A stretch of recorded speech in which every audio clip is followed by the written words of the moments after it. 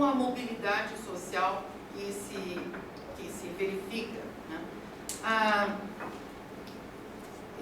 Então, aquela ideia de classe operária e classe camponesa e o extrato dos intelectuais é desfeito e, em substituição, uma série de estratos, segmentos sociais são identificados.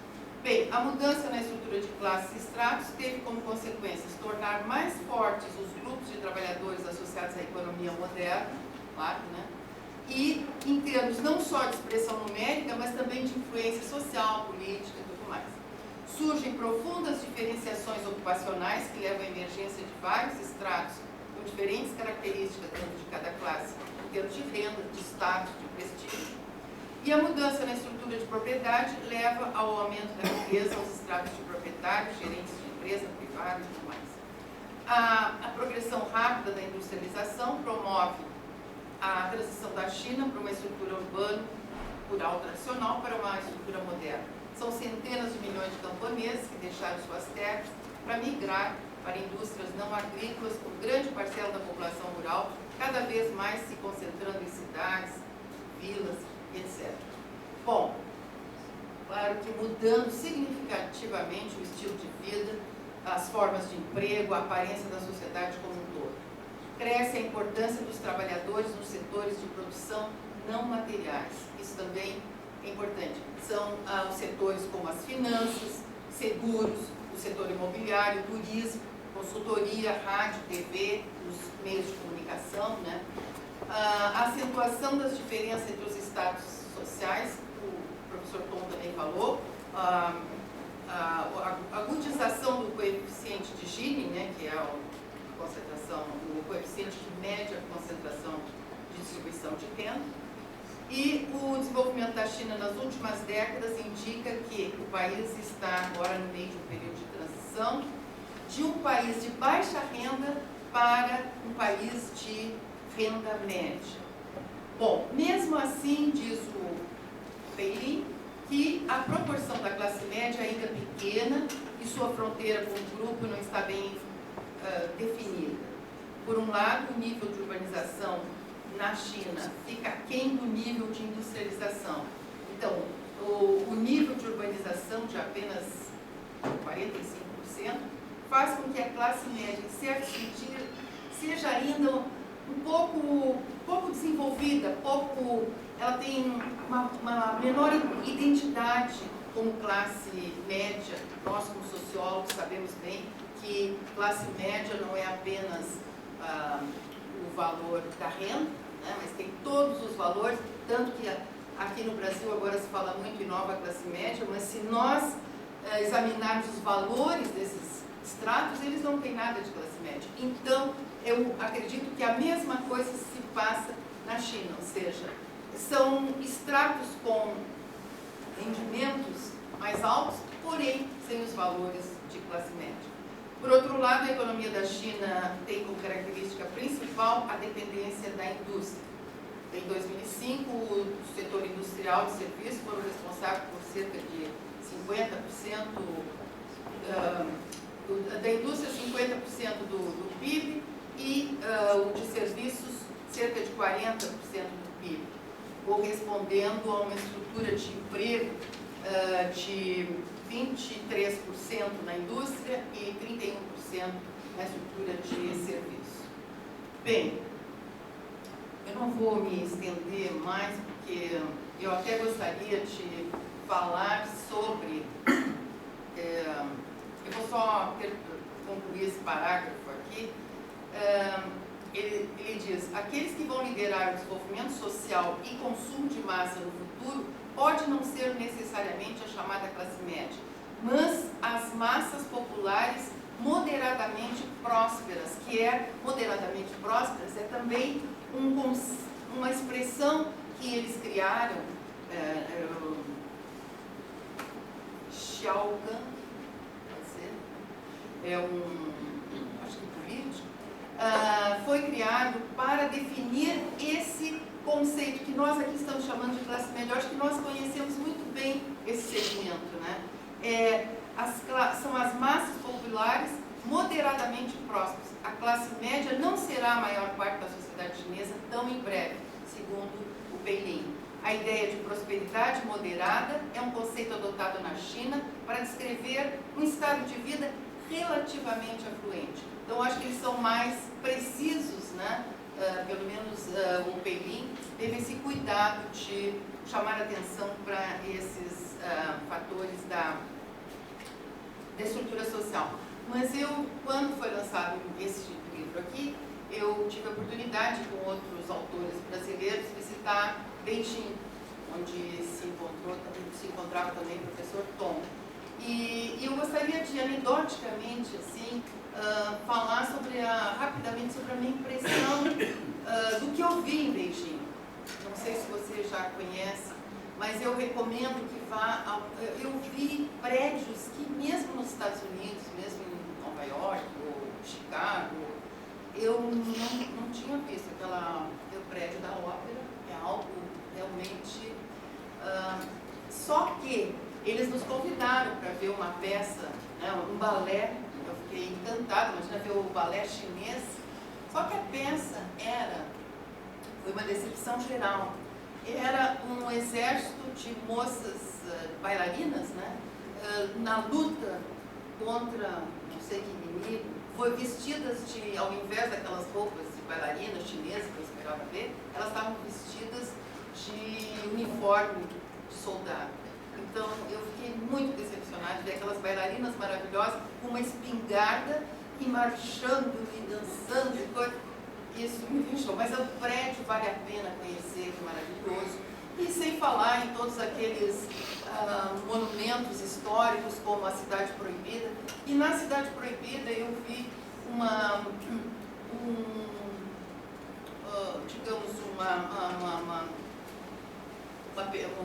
retrato, não é retrato, uma situação que me deixou, não sei se emocionada ou como é que eu me senti, mas achei muito interessante. A mãe, porque lá estão os chineses visitando, né, milhares de chineses, eu estive lá na semana de turismo, ele só tem uma semana de férias durante o ano. E essa coincidiu com a minha estada lá, e aí a gente vê muito as famílias e a única criança ali, toda a família, né? Mas o que eu achei interessante é que havia muitas e muitas pessoas populares, enfim, visitando, e todos, a maioria com aquele chapeuzinho do mal, né? E a gente até falou com alguns, o que vocês acham? Vocês são a favor da Revolução? Elas, imagina, nós nunca entraríamos aqui não for a Revolução e tal. Então, a gente vê que há muita admiração pelo que foi feito, que hoje é exemplo, Cidade Proibida era proibida mesmo, né? Mas aí tinha uma mãe com um chapeuzinho do mal e o filho com um chapeuzinho do Mickey mal. Aquilo eu não sei como eu perdi aquela foto, mas e eles dois muito felizes, né? Mostra bem o que é a China, eu acho que é um resumo do que é a China hoje. Uma coisa também que me deixou também, porque a China assim, é cheia de contrastes, né? Por exemplo, o shopping center que eu visitei lá, era ali, né, naquela rua principal de Beijing, aqui no Porto Alegre não existe, lá em São Paulo existe, né? Era só Prada, Valentino e Jordan, não sei o que mais, era um luxo. Eu fiquei assim, né? Aí quando a gente sai, assim, entra por uma porta, imenso, e aí sai e cai naquele mercado ali, tipo Chinatown, nos Estados Unidos é uma Chinatown, onde se vende insetos, barata frita, mas é assim, então é interessante, a gente sai daquele luxo europeu, né? E aí sai assim direto no mercadão, aquilo infinito, aquela feira de coisas chinesas, e o povão lá comendo aqueles insetos, aquelas coisas. Eu não tive coragem. Mas enfim, e assim é um país ainda de contrastes, né? Isso Beijing, que Beijing é a grande capital. Eu vi também, junto com esse luxo, hotel que nós ficamos, eu vi a aquelas casas que foram destruídas em Beijing, e aquelas pessoas cozinhando assim agachadas no chão. Então, ainda existe, né, esse, dentro de Beijing, do centro ali, da parte central, porque eles não conseguiram demolir tudo, hein? Porque foi tudo demolido. Os russos estavam nos contando que aquilo foi tudo demolido em pouco tempo, para construir aquelas coisas que eu fiquei assim, acostumada, né, a ver enfim, nos Estados Unidos, um prédio magnífico, mesmo na Alemanha. Enfim, eu convido vocês a conhecerem alguns desses textos e, se puderem visitar a China, sem dúvida, é um lugar que vale a pena conhecer. Obrigada. Passando então a nossa última apresentação, professora Nathalie Schultz, da Unicamp, doutora em Ciência Política e Brasil Universitário.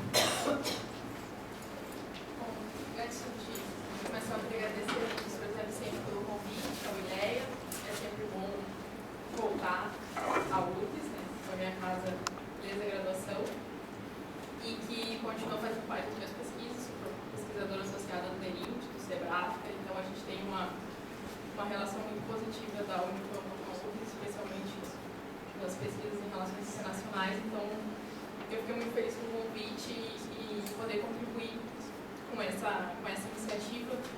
Afinal, como os colegas já comentaram, a gente ainda carece de mais pesquisas sobre a China, embora seja um tema popular, que todo mundo comenta, na TV está muito em voga, mas pouco se produz cientificamente sobre a China.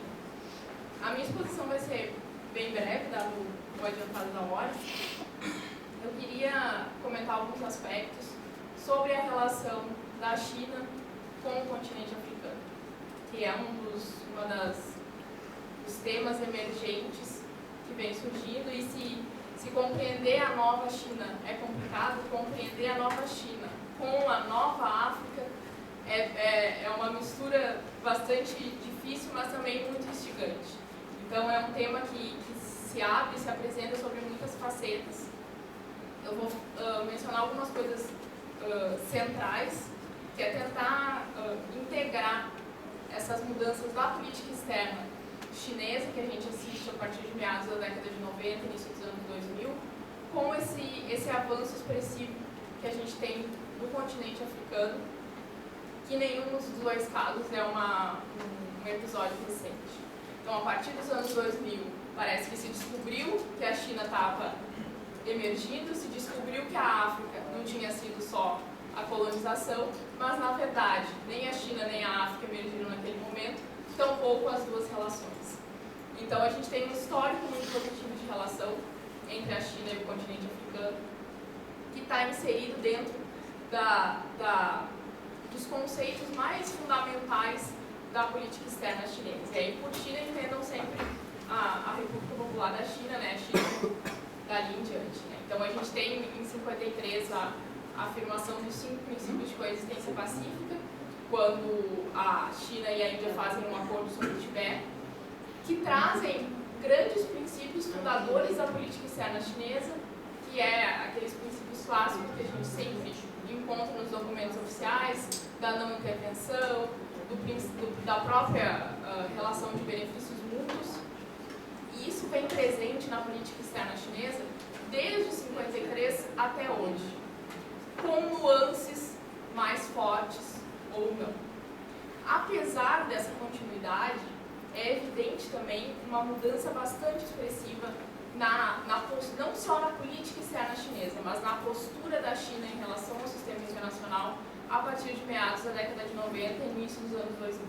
Os autores vão divergir muito sobre esse marco, mas algumas coisas são consenso. Então, o final da Guerra Fria, o ingresso da China na OMC e os atentados de 11 de setembro colocam uma nova condição, evidentemente não só para a China, para todos os players internacionais, mas colocam a China numa nova condição, numa nova visão do sistema internacional e da sua posição no sistema internacional.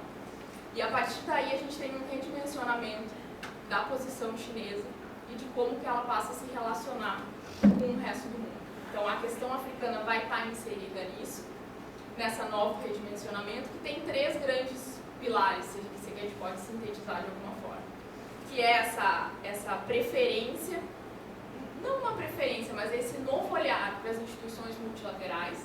Então, a China passa a perceber que ela pode integrar esses organismos multilaterais como uma forma de se reinserir, de se reposicionar no sistema internacional, e que participar deles é uma estratégia mais inteligente do que simplesmente negá-los como instrumentos da hegemonia norte-americana. Então, ela passa a integrar essas organizações internacionais, no primeiro momento com maior ênfase nas econômicas, mas ela passa a integrar também os âmbitos políticos, ela passa a aceitar receber visitas da ONU, mesmo no âmbito dos direitos humanos. Então, ela se ingressa, vamos dizer assim, ela percebe que ela pode se posicionar no sistema internacional de maneira mais vantajosa, ingressando nessas organizações. Uma segunda característica bastante forte desse redimensionamento é condicionar a política externa às suas necessidades domésticas. Então, é claro, as pessoas podem comentar, qualquer país formula sua política externa pensando também nas suas necessidades domésticas. Mas no caso chinês, isso ganha novas dimensões se a gente pensar no sistema político bastante peculiar que a gente tem na China, apesar das modernizações econômicas, e o quão essa legitimidade é sustentada também pelo desempenho. Então, o desempenho econômico, o desempenho chinês domesticamente e internacionalmente, faz parte do sistema de legitimação daquela estrutura existente na China. Então, manter esse crescimento, manter essa estrutura, e para isso a gente precisa de recursos naturais, para isso a gente precisa de mercado consumidor, tudo isso é um aspecto bastante forte da necessidade chinesa doméstica e passa a ser um dos condicionantes mais fundamentais da política externa chinesa. E o terceiro pilar é o próprio revisão da ênfase da política chinesa para as potências. Então, o lançamento da guerra ao terror dos Estados Unidos e as negociações que ocorreram, o reconhecimento por parte dos Estados Unidos de algumas minorias como terroristas no âmbito da China e como que isso aproxima de uma forma mais securitária os dois países, redimensiona também a visão da China com as demais potências do sistema internacional. Então, ela abandona um pouco uma postura mais de cabeça baixa, vamos dizer assim, e passa a ter uma postura mais ativa no sistema internacional. Então, esses 3 pilares, as organizações multilaterais, o condicionamento da política externa às necessidades domésticas e o redimensionamento das relações com as potências, vai pautar esse novo momento da política externa chinesa. E isso também está incluído na visão da África. É claro que a relação da China com a África não é uma relação recente. Né? Em 2006 fez 50 anos do reconhecimento do Egito, das dois, né, do estabelecimento de relações diplomáticas China-Egito, que é o marco do início das relações da República Popular. Mas a partir do início da década de 90, a África também ganha novos contornos para a China. E isso, em grande medida, é devido ao inicial isolamento que a China sofre do resto do mundo pós os episódios da Praça Tiananmen. Então, ela se volta com uma força ainda maior, embora sempre foram parceiros importantes, do continente africano. E aí é uma postura interessante, tanto para um lado quanto para o outro. As elites africanas também enxergam na China um outro modelo de desenvolvimento, porque assim como a gente teve no início da década de 90 a onda neoliberal na América Latina, também se vendeu o pacote de auxílio FMI via implementação de uma democracia padrão ocidental para os países africanos. Então a China chega com uma nova postura, com um novo padrão de desenvolvimento econômico que não necessariamente seguia o padrão ocidental que era ofertado até então. Além de estar muito ligada à questão lá dos 5 princípios de coexistência pacífica, que era um deles, os mais caros à política externa chinesa, é a não interferência nos assuntos domésticos. Então, todos os países que sofriam algum tipo de sanção, que eram condenados pela parte ocidental do mundo por violações de direitos humanos, fossem elas existentes ou não, o grau não importava, não sofriam dessa pré-punição chinesa, porque o princípio de não interferência nos assuntos domésticos sempre é o princípio mais fundamental. Além disso, a China também enxerga, e aí bem antes de Estados Unidos, Brasil e Índia, o potencial de ter mais de 50 países votando na Assembleia Geral junto com ela.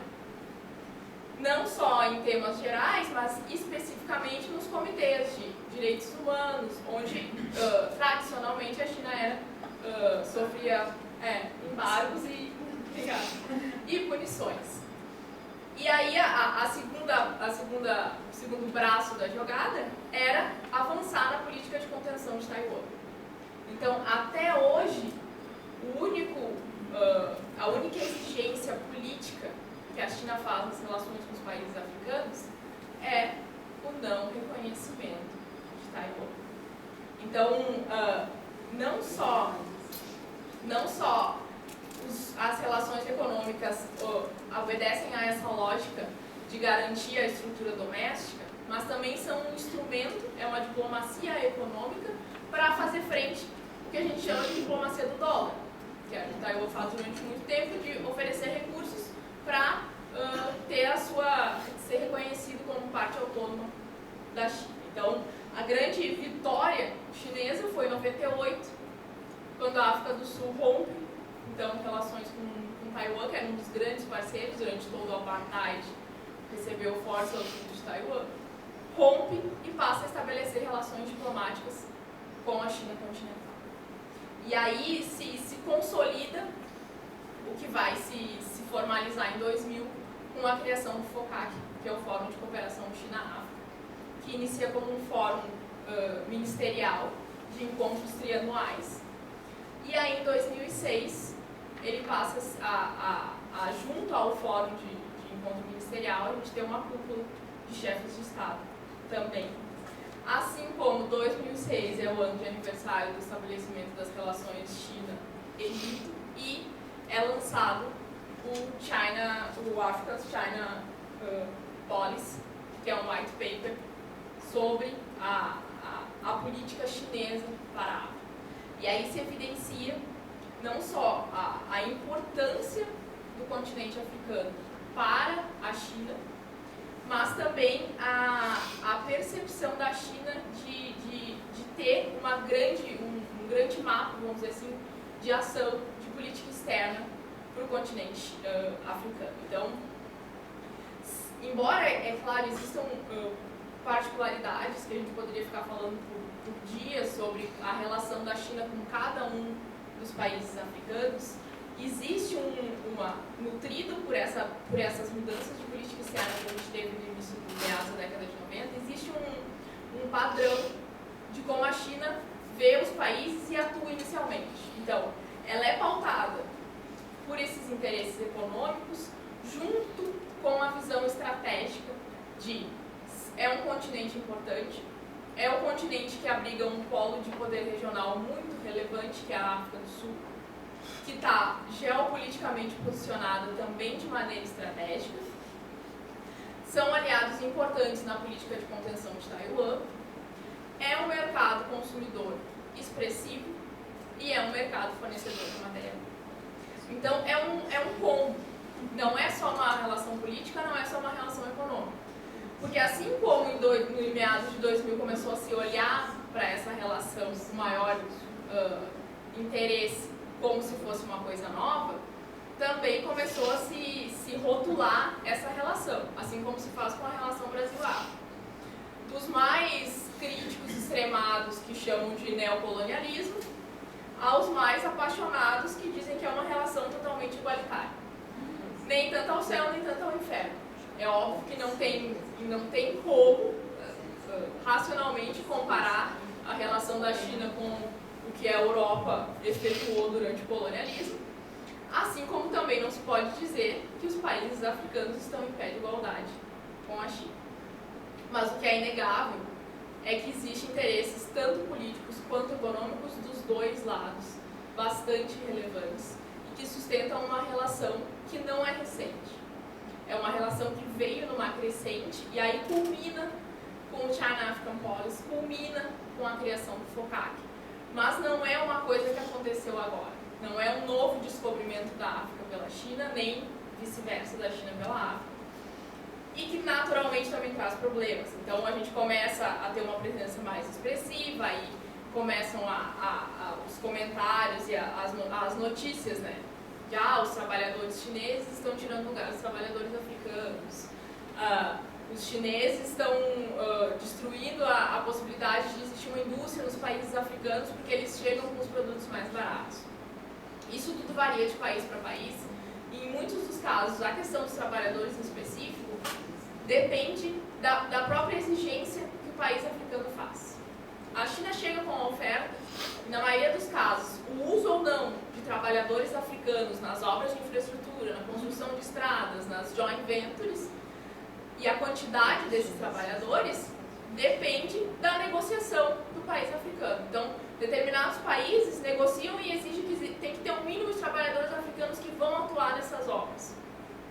Outros países, como Angola, por exemplo, não fazem nenhuma exigência. Se eles vêm e constroem a obra, constroem um novo sede de governo, que está ótimo.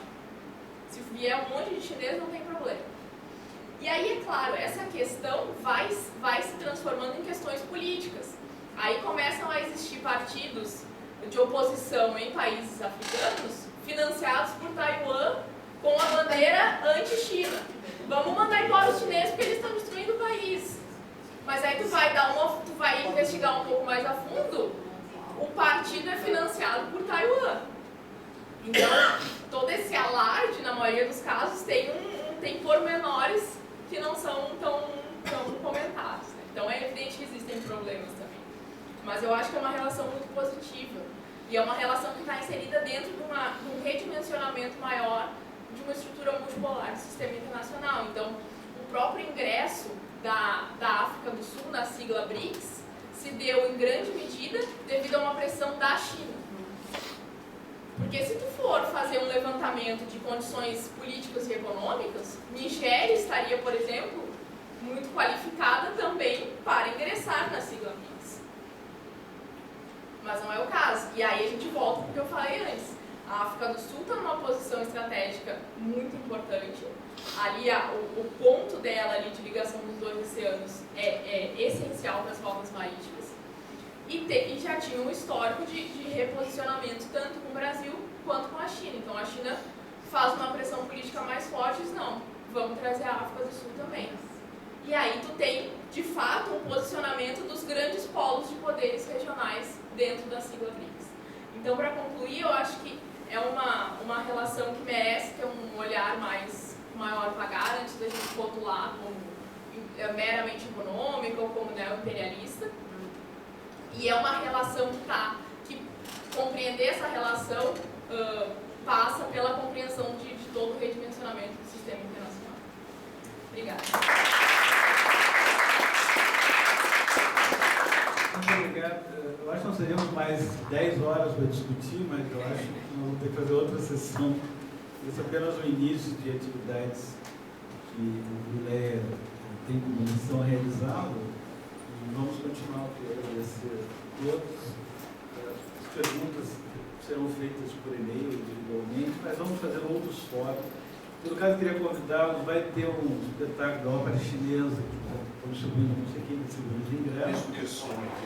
Não, essa É quinta e sexta, e acho que domingo, às 5 da tarde, tem uma sessão de cerimônia do chá em Taichuan, ali na Praça da Redenção, que será o encerramento da semana. Estão todos convidados. Professor.